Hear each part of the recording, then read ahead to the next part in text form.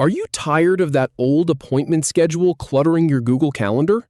Learn how to delete it in under 2 minutes. First, we'll find the schedule, then click the trash icon, choose the right option, and confirm. Let's go. First, find the appointment schedule you want to remove from your Google Calendar.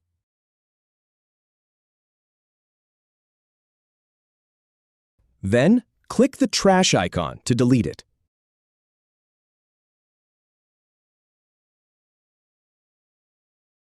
Now, choose which appointment availability slot you'd like to delete.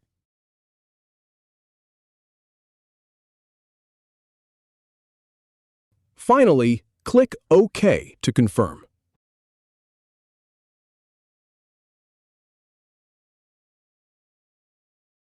If you have any feedback or if any info is inaccurate, please leave a comment below. We'll do our best to answer or redo the video if needed. Thanks for watching.